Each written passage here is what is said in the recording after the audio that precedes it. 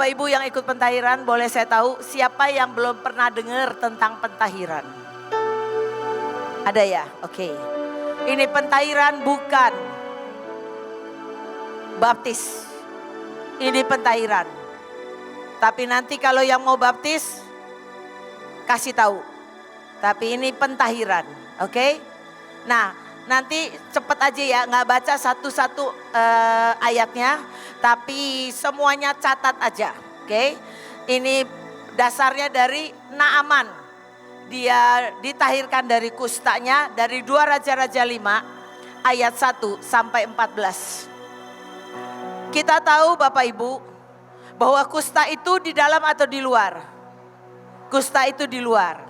Kalau pernah lihat orang kusta, kadang-kadang matanya tertutup, kadang-kadang telinganya seperti tidak bisa mendengar.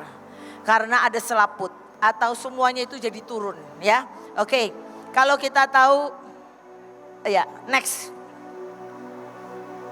Ini ayatnya ya, saya cuma mau katakan di sini Naaman panglima besar, Raja Aram adalah seorang terpandang ya. Dia sakit kusta. Ya, inti ceritanya adalah dia sakit kusta, tapi dia harus ngakui dia sakit kusta. Orang sakit kusta harusnya malu, tapi dia harus tunjukkan dirinya mengaku. Gitu pun kita, kalau kita mau pentahiran kita nggak mau ngaku dosa kita, nggak mau ngaku kelemahan kita nggak bisa. Tapi begitu dia mau ngaku, dia menghadap raja, dan ada anak kecil dari Israel yang pernah diambil ke tempat itu dari Israel. Dia katakan pergi ke Nabi Elisa. Nabi ini akan kasih petunjuk dan menyembuhkan engkau. Dan dia pergi waktu dia tuh ketemu dengan Nabi, dia di depan rumah Nabi Elisa. Nabi Elisa tidak temui dia, cuma kasih tahu dia suruh ke Sungai Yordan, suruh masuk ke dalam 7 kali. Dan ini namanya raja panglima ya. Ini apaan sih? Mestinya kan keluar ya, tumpangin tangan lah yang sakit, bener gak? Kalau kita sakit didoakan selalu pengen ditumpangin tangan, betul gak? Kayaknya baru afdol gitu ya. Nabi Elisa bilang engkau masukkan dirimu 7 kali ya. Lalu dia marah, emang gak ada sungai yang lebih bersih ya? Gak ada sungai yang lebih bersih. Dia kesel, dia mau pulang, tapi akhirnya pegawainya bilang apa? Aduh, sudah kayak begini aja, kamu disuruh apa aja mau, kenapa gak sih pergi aja gitu. Akhirnya dia mau dengar. Dan setelah dia mau dengar, dia masuk 7 kali. Dan ujungnya, ya kita tahu di ayat 11, tetapi pergilah Naaman dengan gusar sambil berkata, aku sangka bahwa setidak-tidaknya ia datang keluar dan berdiri memanggil nama Tuhan Allahnya. Lalu menggerak-gerakkan tangannya di atas tempat penyakit itu dan dengan demikian menyembuhkan penyakitku. Tapi karena dia mau taat, ya ayat 14 mengatakan, maka turunlah ia membenamkan dirinya 7 kali dalam sungai Yordan. Sesuai dengan perkataan abdi Allah itu. Lalu pulihlah tubuhnya kembali seperti tubuh seorang anak dan ia menjadi tahir. Ya, kita tahu di Lukas 4 ayat 27 mengatakan di zaman Elisa banyak orang sakit kusta. Tapi yang disembuhkan hanya Naaman. Makanya kita harus belajar dari Naaman. Naaman pertama mau mengaku. Kedua waktu dia mau tahirkan, akhirnya dia percaya, oke, saya tahirkan diri. Begitu dia percaya, dia masuk, dia tahir. Kusta kan di luar ya, di bagian luar ya. Oke. Sekarang kita mau belajar tentang apa yang dimaksud dengan kusta rohani. Next. Langsung ya. Kita tahu Raja Usia. Kalau kita belajar dari 2 Tawari 26, nanti di rumah pelajari lagi. Dari 1 sampai 15 dia sangat diberkati Tuhan. Dia kerajaannya damai sejahtera. Semua diberkati karena dia ikuti Tuhan. Tapi ayat 16 mengatakan setelah ia menjadi kuat. Ia menjadi tinggi hati. Sehingga ia melakukan hal-hal yang merusak. Ia berubah setia kepada Tuhan Allahnya. Sering gak anak-anak Tuhan? Kalau awal-awal ikuti Tuhan, ikuti pemimpin. Karena belum bisa apa-apa. Tapi begitu bisa, begitu mampu, langsung dia tinggi hati, sombong. Begitu dia sombong, ya, dia merasa dia bisa semuanya. Tapi kita tahu ceritanya, waktu itu dia bawa bokor. Di zaman itu yang bawa bokor cuma boleh imam-imam. Hari itu dia sudah ditegur oleh imam-imam. Tapi karena dia merasa dia raja, kenapa aku tidak boleh? Ya, dia marah. Dan waktu dia marah dikasih tahu pun, ya ini karena cuma sedikit saya bacakan. Waktu ayat 27 mengatakan, tetapi Imam Asaria mengikutinya dari belakang. Bersama-sama 80 imam Tuhan, orang-orang yang tegas. Mereka berdiri di depan Raja Uzia dan berkata kepadanya, hai Uzia, engkau tidak berhak membakar ukupan kepada Tuhan. Hanyalah imam-imam keturunan Harun yang telah dikuduskan yang berhak membakar ukupan. Keluarlah dari tempat kudus ini karena engkau telah berubah setia. Engkau tidak akan memperoleh kehormatan dari Tuhan Allah karena hal itu. Next. Tetapi Uzia dengan bokor ukupan di tangannya untuk dibakar menjadi marah. Sementara amarahnya meluap terhadap para imam, timbullah penyakit kusta pada dahinya di hadapan para imam di rumah Tuhan, dekat mezbah pembakaran ukupan. Imam kepala Asaria dan semua imam lainnya memandang kepadanya dan sesungguhnya ia sakit kusta pada dahinya. Yang paling mengerikan dikatakan Raja Uzia sakit kusta sampai kepada hari matinya. Dan sebagai orang yang sakit kusta ia tinggal dalam sebuah rumah pengasingan karena dia dikucilkan dalam rumah Tuhan. Dari rumah Tuhan. Bapak Ibu, kadang-kadang seseorang punya destiny besar. Dia sudah mengikuti Tuhan. Tapi begitu dia sombong, dia tidak lagi mau mendengar. Tiba-tiba dia mau melakukan apapun sesuai maunya dia. Dan itu melanggar. Tiba-tiba dia kena sakit kusta. Yang mengerikan dari destiny yang besar dimulai dari roh. Diselesaikan dengan daging. Sampai matinya dia sakit kusta, terkucil. Bapak Ibu, kita hati-hati. Kita gak pernah tahu apakah kita pernah seperti itu. Berubah setia. Dulu baca firmannya rajin. Dulu pergi ke orang miskinnya rajin menjenguk. Tiba-tiba karena merasa sibuk sekarang. Dengan macam-macam berubah setia. Tidak lagi mencari Tuhan kalau mau ngerjain apapun. Tapi pakai kekuatan diri sendiri. Ya, itu hati-hati. Itu Raja Uzia kena kusta. Miriam, next. Kita tahu Miriam, kakaknya Musa. Kita tahu dari Bilangan 12 ayat 1 mengatakan Miriam serta Harun mengatai Musa berkenaan dengan perempuan Kus yang diambilnya. Sebab memang ia telah mengambil seorang perempuan Kus. Kata mereka, sungguhkah Tuhan berfirman dengan perantara Musa saja? Bukankah dengan perantara kita juga ia berfirman? Dan kedengaran hal itu kepada Tuhan. Bapak Ibu, memang pada waktu itu tidak boleh mengawini perempuan Kus. Pertanyaannya mungkin kalau dia cuma tanya Musa, kenapa engkau menikahi perempuan Kus? Enggak apa-apa. Tapi hatinya, sikap hatinya mengatakan, memangnya Tuhan itu ngomong cuma sama Musa? Ya, dia katakan, bukankah dengan perantara kita juga Tuhan ngomong? Kalau kita, bisa aja kita bilang gini, kenapa ya ada kesalahan pemimpin? Terus kita bilang, emangnya Tuhan ngomong cuma sama pemimpin? Kan juga ngomong sama saya. Dan nanti yang marah bukan Musa. Yang marah Tuhan. Karena setelah itu kita tahu di ayat 3, adapun Musa ialah seorang yang sangat lemah lembut hatinya, lebih dari setiap manusia yang di atas muka bumi ini. Lalu berfirmanlah Tuhan dengan tiba-tiba kepada Musa, Harun dan Harun, keluarlah kamu bertiga ke kemah pertemuan. Maka keluarlah mereka bertiga. Lalu turunlah Tuhan dalam tiang awan dan berdirilah di pintu kemah itu. Lalu memanggil Harun dan Miriam. Maka tampillah mereka keduanya. Dan berfirmanlah, dengarlah firmanku ini. Jika di antara kamu ada seorang nabi, maka aku Tuhan menyatakan diriku kepadanya dalam penglihatan. Aku berbicara dia dalam mimpi. Next. Bukan demikian hambaku Musa, seorang yang setia dalam segenap rumahku. Berhadap-hadapan aku berbicara dengan dia face to face. Dan terus terang, bukan dengan teka-teki.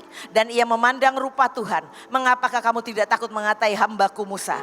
Sebab itu bangkitlah murka Tuhan terhadap mereka. Maka kita lihat Maryam itu kena kusta. Hari-hari ini begitu banyak orang. Dia tidak tahu apa yang terjadi dengan hamba Tuhan itu. Tapi dia ikut-ikutan bicara tentang hamba Tuhan. Ujungnya menjamah orang yang diurapi. Gak usah hamba Tuhan terkenal. Kadang-kadang orang biasa yang sekarang lagi dicintai Tuhan. Tiba-tiba kita menghakimi dia. Dan kita bisa kena kusta. Maksudnya kustanya bagaimana? Bukan tiba-tiba ada kusta di tangan kita, enggak. Tiba-tiba kita tidak mengerti tentang firman Tuhan.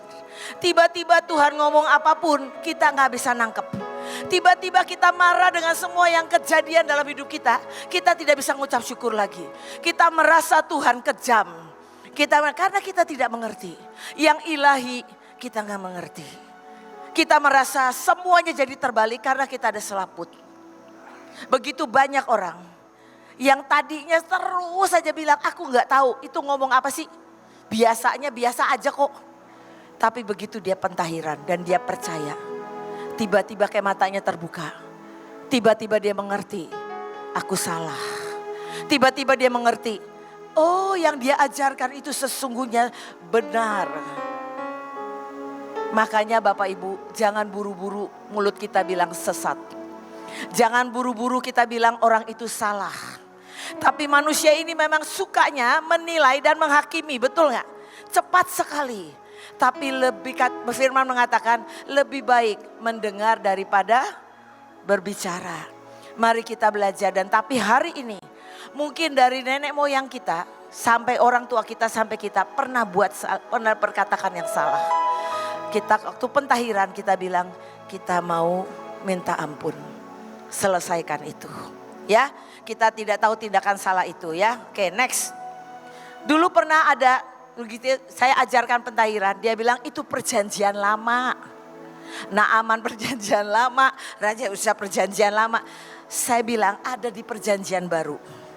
Yaitu Paulus di Kisah Rasul 21 ayat 24 dan 26. Kita baca, bawalah mereka bersama-sama dengan engkau. Lakukanlah pentahiran dirimu bersama-sama dengan mereka. Dan tanggunglah biaya mereka sehingga mereka dapat mencukurkan rambutnya. Maka semua orang akan tahu bahwa segala kabar yang mereka dengar tentang engkau sama sekali tidak benar. Melainkan bahwa engkau tetap memelihara hukum Taurat. Paulus suruh anak buahnya lakukan pentahiran. Tapi ayat 26 dia sendiri dikatakan pada hari berikutnya Paulus membawa orang-orang itu serta dengan dia dan ia mentahirkan diri bersama-sama dengan mereka lalu masuk ke bait Allah untuk memberitahukan bila mana pentahiran akan selesai dan persembahan akan dipersembahkan untuk mereka masing-masing. Kita tidak tahu caranya Paulus pentahiran. Tapi ini namanya Paulus ikut pentahiran di perjanjian baru. Kita dapat rema masing-masing. Kalau saya dapat rema adalah dari 5 ikatan. Dulu saya gak mengerti. Saya ikut sini, saya ikut sana, saya ikut sini. Saya gak mengerti. Tiba-tiba saya ketemu dengan seorang hamba Tuhan. Mengajarkan membuka tentang pentahiran.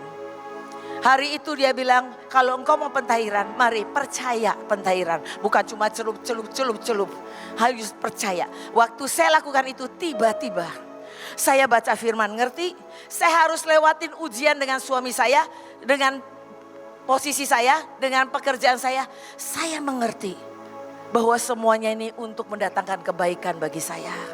Karena tanpa ini semua saya gak bisa melihat bagaimana Tuhan bekerja dalam hidup saya. Bagaimana dia selamatkan saya. Dulu saya tidak mengerti, dialah jalan keluar buat setiap masalahku. Dialah jalan keselamatan. Dialah kalau kita cari Allah yang benar, kita ketemu kebenaran itu. Dia Allah yang hidup, yang masih menjawab doa sampai selama-lamanya. Sejak itu saya terbuka, saya gak pernah marah apapun. Mau suami nyeleweng, mau suami macam-macam. Mau saya dibohongin di bank, mau orang fitnah saya, mau orang macam-macam. Saya tidak pernah mau kecewa. Kecewa sebentar, tiba-tiba sadar. Tuhan, Engkau turut bekerja dalam segala sesuatu. Sampai mungkin semuanya tahu apapun yang terjadi dengan hidup saya. Rumah terbakar, anak terbakar dari ujung rambut sampai ujung kaki. Tidak satu pun saya pertanyakan Tuhan. Karena saya sangat tahu Dia menyertaiku. Jadi Bapak Ibu, perjanjian lama dan perjanjian baru ada tentang pentahiran. Nanti saya akan ngomongin Tuhan katakan 5 aspek. Next ya, ini nanti kan kecil-kecil ya, nanti ada yang besarnya. Nanti kita doa sama-sama ya. Oke, ini ada ikatan, ada kutuk, ada roh, ada kelemahan, dan ada sakit penyakit. Ya, oke, karena ini terlalu banyak ya. Nanti lihatnya di depan ya, ini satu ikatan. Ya, Kisah Rasul 8 ayat 22-23, jadi bertobatlah dari kejahatanmu ini. Dan berdoalah kepada Tuhan supaya Ia mengampuni niat hatimu ini. Sebab kulihat bahwa hatimu telah seperti empedu yang pahit dan terjerat dalam kejahatan. Dan 2 Timotius 2 ayat 26 mengatakan, dengan demikian mereka menjadi sadar kembali dan terlepas dari perangkap atau jebakan atau jerat atau ikatan iblis yang telah menawan mereka dan memaksa mereka mengikuti kemauannya. Next, ikatannya apa aja? Ikatan dosa. Ikatan masturbasi. Ada orang karena punya ikatan, kalau dia gak minta bantuan. Kadang-kadang gini, udah baca firman tapi kenapa tetap jatuh. Dan ini diajarkan pentahiran dengan iman mengatakan, kusta-kusta rohani ini harus lepas. Karena kalau enggak, terima kasih. Ya, makasih Ibu. Jadi kalau kita lagi lemah tiba-tiba, kalau kita ada ya yang ikatannya selalu ke situ. Kita harus minta ditahirkan. Kalau ada ikatan pornografi, bahkan itu menyerang gereja-gereja di Amerika di mana-mana. Hamba-hamba Tuhan baru mau khotbah loh, nonton dulu pornografi. Itu bukan menyerang cuma kelas bawah, itu sampai di mana-mana. Jadi kalau punya ikatan pornografi, karena begini, kadang-kadang itu dari 7 turunan. Dari di atas kita. Kita sudah bertobat. Tapi di atas kita sering itu. Jadi ada ikatan itu. Ada ikatan makan. Dulu ada yang ikut ini, bapaknya diajak-ajak pentahiran. Saya buka kelas, dia ajak pentahiran. Bapaknya nggak tahu dulu ilmu apa. Jadi dia kalau makan 3 hari sekali makan 3 porsi nasi. Jadi berasnya habis terus. Jadi dia ajak pentahiran. Habis pentahiran kali makan satu porsi aja dia udah kekenyangan. Dia bilang, jadi kemarin siapa yang makan? Bukan yang dicuri sama siapa-siapa. Karena kelaparan ini loh. Karena saya pegang rumah Shalom yatim piatu. Ada anak yang saking pernah miskin. Roti ada plastiknya, habis rotinya habis, plastiknya mau dimakan. Terus pernah lihat gak? Kalau orang pergi ke pesta begitu lihat makanan banyak, ngambilnya banyak banget. Padahal masih banyak orang mau makan. Kalau ditanya gini, kenapa sih makan mesti banyak-banyak? Nanti kehabisan. Karena takut hari ini saya makan, belum tentu seminggu lagi saya makan. Ngerti ya? Jadi itu ikatan-ikatan yang kalau misalnya siapa yang di sini ada ikatan makan. Misalnya begini, kadang-kadang pergi ke Bandung, pulang pergi. Atau pergi ke Semarang, dari sini hanya apa? Untuk pergi makan. Jadi kita ini sebetulnya makan untuk menyelesaikan tugas kita. Tapi hidup bukan untuk makan doang. Ya, oke. Terus ada ikatan dengan keluarga. Siapa Bapak Ibu yang engkau masih punya ikatan dengan orang tua atau siapa yang sebetulnya ada orang tua yang sudah meninggal. Ibunya sangat dominan. Tapi anak ini gak pernah bisa buat keputusan. Sampai ibunya udah meninggal, dia sudah menikah, dia gak bisa buat keputusan sampai dia pentahiran. Dia katakan, aku mau tahirkan semua dari ikatan semua ya. Lalu ikatan dengan percabulan, ikatan batin jiwa dengan seseorang. Kalau hari ini di tempat ini nanti mau pentahiran, engkau pernah bersetubuh dengan orang yang bukan jodohmu. Itu biasanya ada ikatan. Langsung nanti waktu pentahiran, nanti kita doa dulu, bilang aku putuskan ikatanku dengan perempuan atau laki itu, sebut nama. Waktu itu saya gak ingat di mana. Ada seorang wanita datang ke saya. Coach, Saya memang dulunya nakalnya minta ampun. Sudah gak tahu berapa puluh laki sama saya. Dan di banyak negara. Saya kalau lupa namanya gimana coach? Ya udah yang inget aja, yang lainnya bilang kamu ingat wajahnya kan, masa gak ingat wajahnya? Putusin semua. Ini mengerikan ikatan, tapi itu masa lalu. Apapun Tuhan bisa rekayasa. Oke? Lalu ikatan judi, ikatan alkohol, narkoba, hobi. Siapa yang suka nonton drakor? Lagi nonton, lagi baca firman aja yang keluar di otak kita itu gambarnya si foto si ganteng dan si cantik. Ini bahaya. Nonton drakor boleh sekali-sekali. Tapi kalau kau sudah terikat sampai tidak bisa konsentrasi yang lain, nah itu ada ikatan ya. Ikatan main games, gadget ya. Main game boleh nggak? Boleh, saya juga main game. Tapi nggak usah yang terus-terusan main game gitu. Main game cuma mengalihkan fokus saya, maksudnya kepenatan saya main game sebentar dan itu ringan. Jangan gamenya siapa? Lucifer, jangan ya. Gamenya macam-macam, gamenya yang gampang-gampang ya. Tapi kalau engkau punya ikatan game, bukan anak kecil aja, banyak orang dewasa ikatannya game. Itu harus dilepaskan. Ikatan dengan HP, Bapak Ibu. Siapa yang bangun tidur langsung bukan cari Tuhan, cari handphone. Gak dia ngaku. Makanya kita ini tahu, kita kalau terlalu gak apa-apa sekali-sekali. Tapi kalau terus-terusan kita gak bisa lepas dari handphone, itu bahaya. Ikatan paranormal, okultisme, ikatan kuamia. Kalau orang Chinese kan ada kuamia ya nama. Terus ada ikatan kuepang, ikatan kelenteng, ikatan minum air hu, ikatan kaedar, main kontrol spirit. Lo kendali pikiran begini nih. Kalau lagi ikut retret gini nih, percaya lu, Tuhan luar biasa, ayatnya dicatat. Sampai pulang dianalisa, pikirannya mulai jalan. Kayaknya gak cocok deh. Apa yang saya dengar kemarin tuh gak cocok.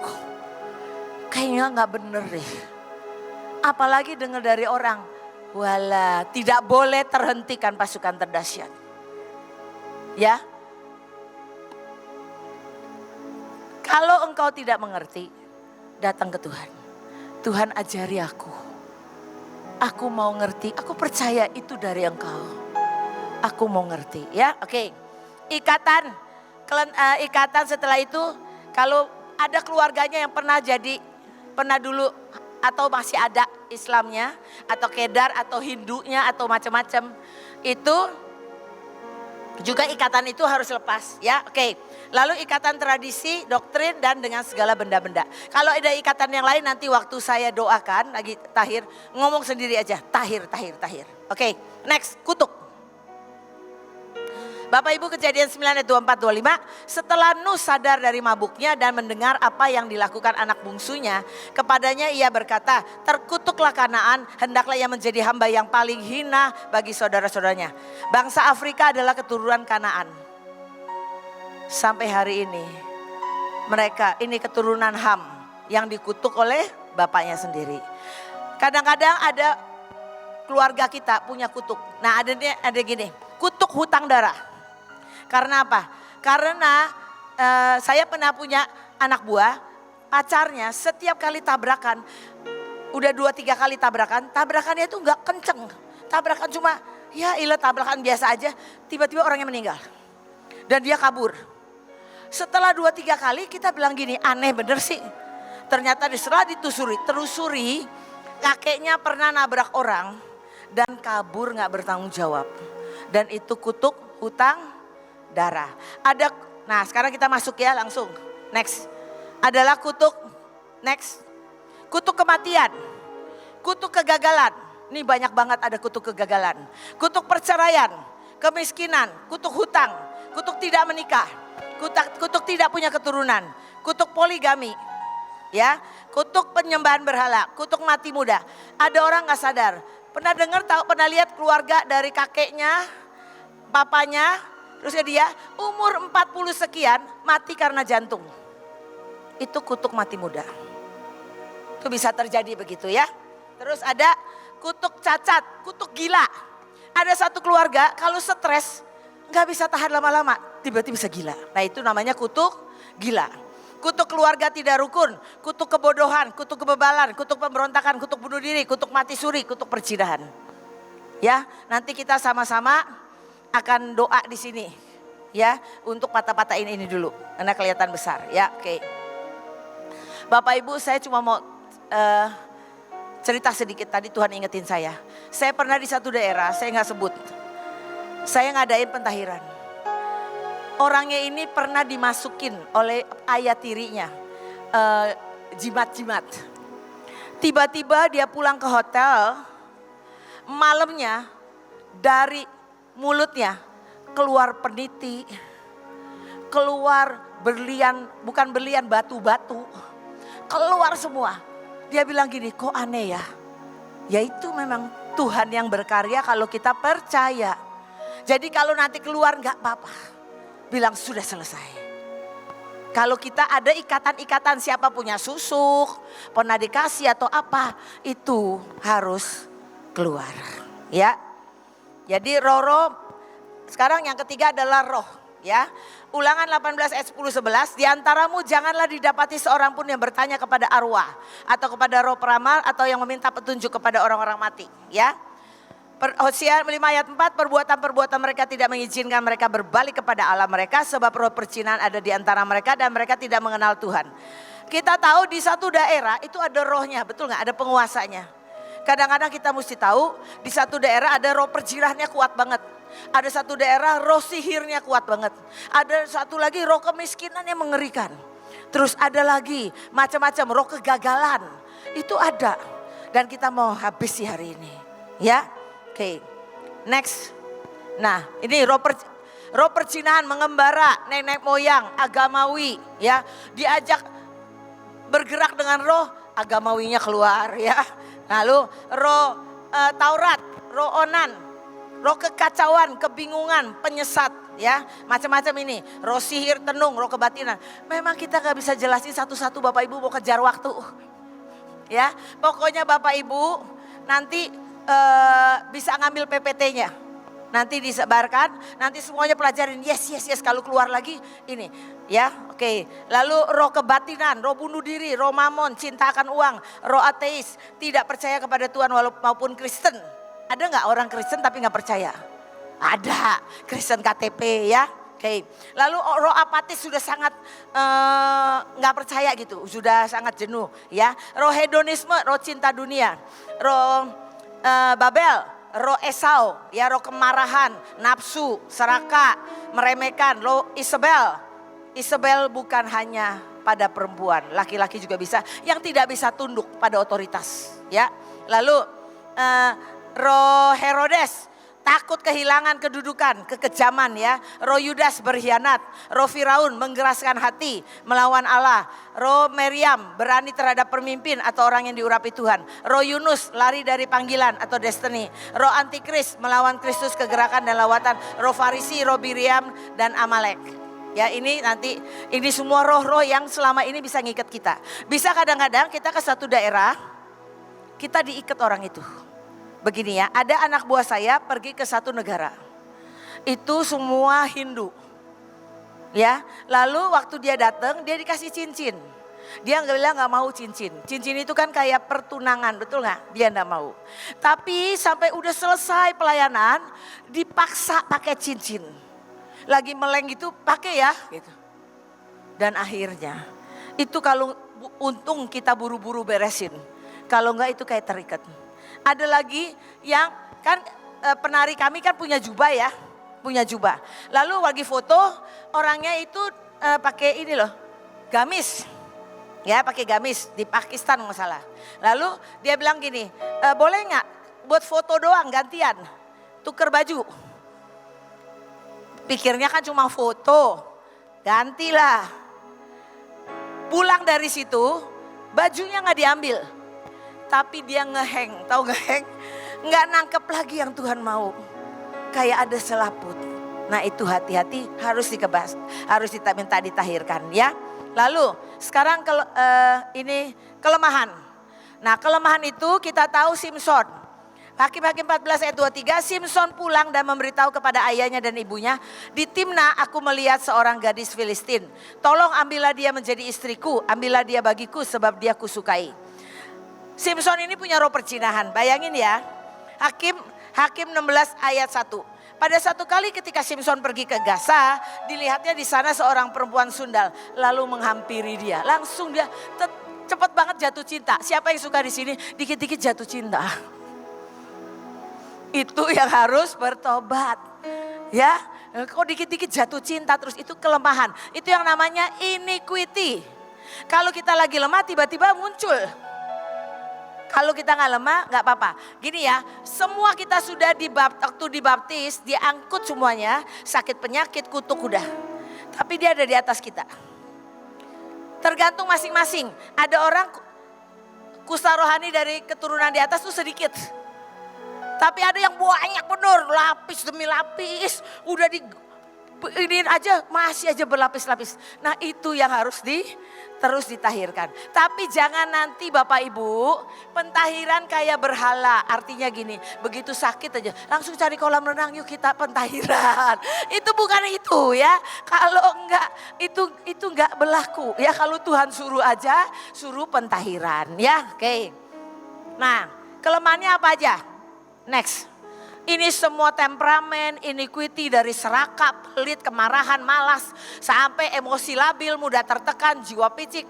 Orang suka, ada kan ya yang ini, yang kikuk kagok, ngerjain apa-apa suka salah gitu ya. Lalu ini macam-macam, nanti kita baca sama-sama ya. Saya nggak akan bacain sekarang. Nanti waktu kita doa kita akan baca sama-sama. Kita bilang kita mau ditahirkan ya. Oke. Next, sakit penyakit. Siapa yang pernah dikasih tahu? Kalau diabetes itu sakit penyakit keturunan. Percaya nggak? Tidak berlaku buat pasukan terdahsyat. Saya mau kasih tahu ya. Mama saya meninggal karena diabetes. Papa saya meninggal karena diabetes. Waktu saya di rumah sakit ada penyuluhan. Waktu dokternya bilang gini, ini sakit warisan, turun temurun. Langsung saya bilang gini, tidak terjadi dengan saya. Sudah ditebus oleh Tuhanku dan aku sehat sempurna karena aku harus menyelesaikan tugasku. Tapi saya tidak boleh mencobai Tuhan dengan apa? Setiap hari minum sirup, minum es teh manis, minum yang manis-manis. Kan saya tahu di dalam DNA keluarga ada kelemahan itu. Jadi hari ini Bapak Ibu, kalau saya bangun tidur, saya cek gula darah itu cuma 90. Itu sehat nggak? Sehat. Ya, kalau hari ini bagaimana ya kalau sudah kena sakit diabetes? Kau beriman. Kalau engkau beriman, saya percaya. Saya pernah melayani taman saya Kedar garis keras. Kena diabetes 600. Waktu dia percaya, dia bilangnya begini, itu sinar putih ya Rin, sinar putih yang datangin saya. Itu Yesus Kristus, kalau dia istilahnya sinar putih. Dia percaya ketika dia terima Yesus sebagai Tuhan dan Juru Selamat pribadi, dia sembuh. Ya tergantung kita mau ini. Tapi kita percaya tidak ada warisan sakit penyakit. Yang ada adalah warisan ilahi. Ya, oke. Ya, dikatakan 1 Petrus 2 ayat 24, ia sendiri telah memikul dosa kita di dalam tubuhnya di kayu salib supaya kita yang telah mati terhadap dosa hidup untuk kebenaran, oleh bilu-bilurnya kamu telah sembuh. Oke. Nih sakit penyakit. Nanti kalau lagi baca ya Bapak Ibu, jangan begini. Coach, saya nomor 1, 3, 5, 9, 10. Udah semuanya aja. Bilang begini, saya tidak mau satu pun penyakit. Virus COVID pun gak mau. Apapun kita akan ngomong sama-sama dengan iman. Katakan hari ini kita kerjakannya di sini. Nanti kalau di kolam tinggal tindakan iman. Kerjain dia di sini, oke? Ya. Nah, itu sakit penyakit ya. Oke, next. Bapak Ibu, kita akan minta ditahirkan dari 5 aspek. Dari ikatan, kutuk, roh-roh yang bukan dari Tuhan, dari kelemahan, dari sakit penyakit. Oke?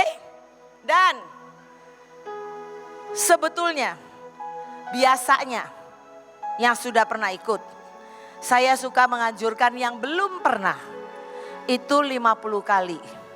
Karena itu yobel besar. Tapi karena ini jumlahnya banyak, saya juga sudah berdoa, Tuhan bilang 12 kali saja. Ini kalau 50 kali bagaimana? Kecuali engkau bilang gini, aku dapat dari Tuhan karena dari ujung rambut sampai ujung kaki, aku ini banyak simpenan, banyak iketan. Engkau harus tunggu sampai terakhir. Kalau mau 50 kali. Tapi kalau busmu sudah nunggu nggak boleh. Tetap 12. Ya 12 kali aja angka sempurna. Ya 12 kali selesai. Nanti saya bimbing. Nanti begitu itu. Nanti abis ini kita doa dulu. Abis itu pergi ke sana. Saya akan doa. Dan Bapak Ibu nanti kan mau pentairan dengan iman ya. Nggak ada yang terpaksa. Nggak ada yang disuruh. Percuma nggak usah. Oke? Kalau Bapak Ibu mau pentairan. Tolong urus sendiri begini loh. Kan nanti cuma segini ya. Jongkok aja. Sampai kepalanya kena air, jangan setengah. Jangan, siapa yang takut air? Nanti setengah gini. Ininya masih kering. Ya nanti temennya ini ya. Pokoknya kita pentairan 12 kali cepet. Saya mau kasih tahu, saya ke Eropa. Pasukan di sana, jam itu lagi musim dingin. Jam 12 hampir mau jam 1. Mereka habis pengajaran, mereka minta pentairan cuma di kolam plastik. Itu sampai saya masukin tangan aja, saya ini kebekuan. Saya bilang Tuhan ini gimana pentairannya? Ini berapa kali ini bisa beku? Dan mereka bilang gini, aduh oke deh kita udah tanggung. Udah jauh-jauh coach datang ke Eropa, saya mau pentairan. Ada 3 orang tua loh. Dia bilang begini, Tuhan aku mau pentairan. Aku katakan airnya hangat. Tiba-tiba dia bisa turun tenang-tenang hangat sesuai imannya. Tapi kalau yang lain begitu dia masuk baru sekali aja nggak bisa dengar karena sudah beku banget ya. Nggak apa-apa juga. Tapi orang yang punya iman, saya lihat dia katakan airnya hangat, airnya beneran hangat. Ya, oke?